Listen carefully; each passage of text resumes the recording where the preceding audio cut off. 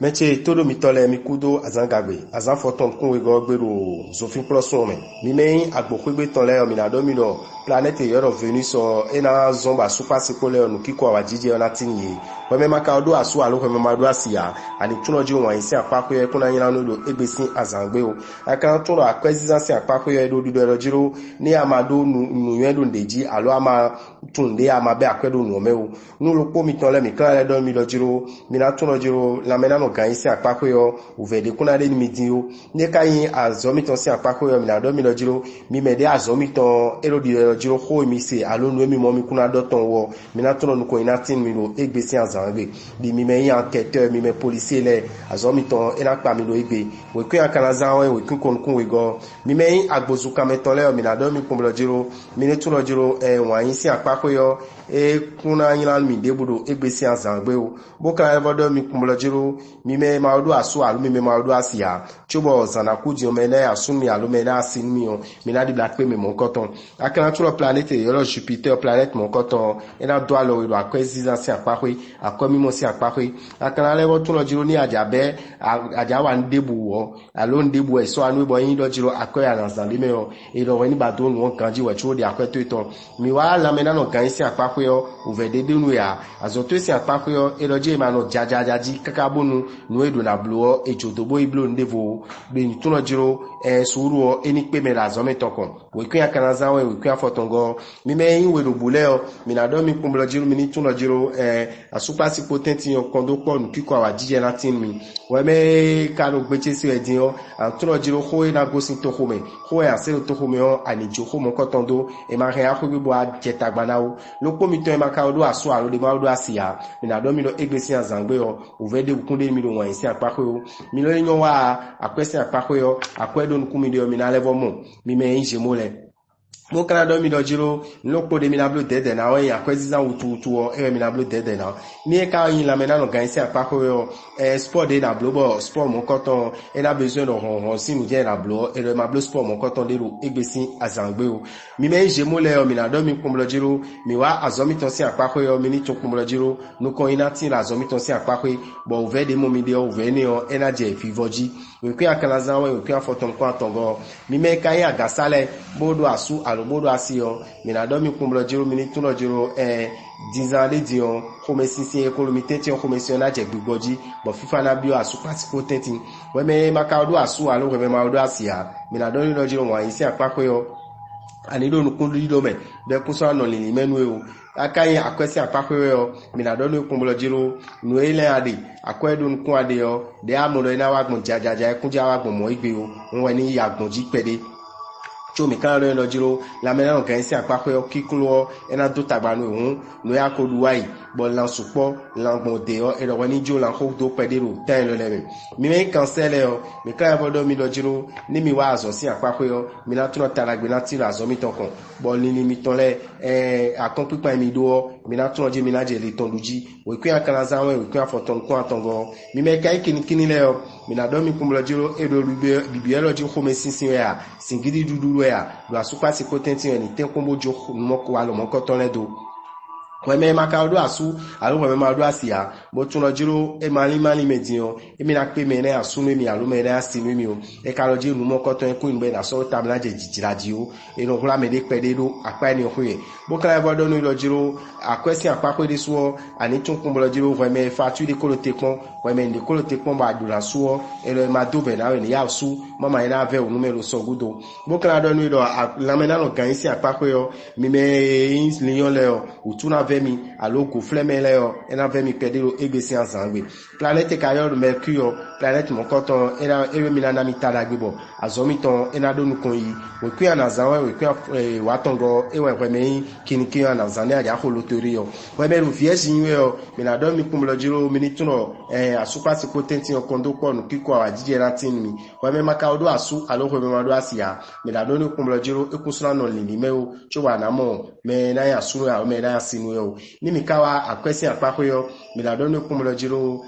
tadagbena tinoro egbesi azangbe nloko de antunpon wendo jiro e ma do jiro emina no te numede bo mi ona yi akwede emina no te numede bo mi ona yi akweru mede vogon numo koto ena chikonwe bokra do we me vie geology planète yo Saturne e lo do jiro eniblo dede nu ndudu ze kwewu e o mede sise pon we bi wenu e no bi kwi azon eno ayin me we me ru vie jinwe yo mi kra do azon si apako yo ani tunpon lo jiro no e me azon ya na wa bo ina yin lo jiro sun me tu e na so akwewe yo we ni ma khaji bo do ta mo koto me o azon ya wa toro bo e hen na so akoto e azon ko nu mo koto ina pa we hu we kwi akanaza we kwi atongo mi me kayin no dagan leo mi na do mi kumlo jiro mi tuno jiro o me sin pede na wa su pasi potenti ti o re me ka ma odo asu alo re ma odo asia mi na do ni kumlo jiro ani tuno me anamo bo ina din tona che tuijio me mo koton ekunsona no ni mechu anamo me o ekunkana intanta me ale ojaja mi mo gbeu bo kana do ndo akwezi si apakoyo nu kike ti ma do mi na ho nu okiko ekaloje ni ta me kun je ka do bezo ni mo koton ton cho jabe akwede me aji do tanta me de am mo akwezi za wutu to ina de kolo khoto isa ewe ana nipon mi wa la me na no gan si apakoyo mi na do ni blue tete nu wa lo to ile mama ina do tagba nu agbazami lopo mi to e kan balance le o azomi to si apakoyo mi na do mi kumlo jiro tadagbera tin mi bolili mi to le gegere wiwa we kun mi na zawo we kun we go we ka ya hon click yo mi na do ni do jiro do we ni hunu kun to e do nu gegero jije ro khoto sa ndo gegero ji asuto ko we poteti ba ka nu kun mi odo e kun kan dagbenu mi yo lopo mi to e kan scorpion le bo ma odo asu alu bo ma odo asia e na do ero di do jiro wan yin de amodin alume amodin trolo jimba akoro jide lo tuton e do woni blue dead na do aviko na wa nu edizande din lopo mi to e kan scorpion le o mi wa akwesi apakoyo mi na do mi kun lo jiro uve pedi na de mi da akwesi apakwe e kun kana yin ni na zon bo mi na jafla o mi ni titelo mi de u e kan yin la mena no ga esi apakoyo mi na do mi no ko mesin o mi na jodo lo ko mesin na supo ka ba mlo dido e na bakoro egbesi azangbe mi me scorpion le o mi na do mi lo jiro azomi ton si apakoyo mi ni tukun lo jiro azon na do nu ko yi bo lili mi to le gege na wi wa azomi ton kon we kun akanaza we kun wa tongo we me kan gadato mi na do iro egbesi azangbe yo ani tukun lo jiro dandame o lini to ile o gege na wi wa ba supa sipo kondopo enatinu mi de mi na blogmo fifa lantiyan esikan mi yaho we me maka odo asu aro we me ma do asia ani tukun lo jiro no e blogbe aja lo no ile ade do mi na blodo wan isi apakoyo no mo koton de kunja kwe alio won ni blo dede bo kana do iro akwesi apakoyo ani tukun lo jiro me akwesi apakoyo ani blo dede bo tun lo jiro aja nde bu khogbe alo aja akwebe lo de u me pe yo ani pon lo jiro no kayin nu jonu aji mama na zan kwegbo la mena lo gan isi apakoyo mi na do ilo je anu ganjiro agbazame azoto isi apakoyo ani tun lo jiro dudeji enatinwe bo planet yoro ma so planet mo ko to ne so ela le zon bo nu gege na ti bo ala do dudeji ton pepepe me gege na babla do tagbalo da azoto e kon tu akana le wo hu gan me bi we kwi ana zan we kwi atongo mi me kan ye we zo gbanole mina do mi do jiro mini turo jiro dandameyo asupa si potenti yo no kiko awajije yo na ba ko pede bo gege na tim na verse na so mi ton alo ase mi ton ku so yin wonu mi yo si do ko ya do bo mi na ko no bi kwina huzu jire we me maka odo asu alo ko me ma do asia mina do no ko mo jiro tara gbe na tinu do wan yin si apape do sun le so na no ko hawe do eni o si aleji akara tu ko mo jiro ni mi wa a kwesi apape yo tun jiro akwesi zan da ko de na ba juro akwa amadu nkuto ando mi na nzizanto moja uvede na wado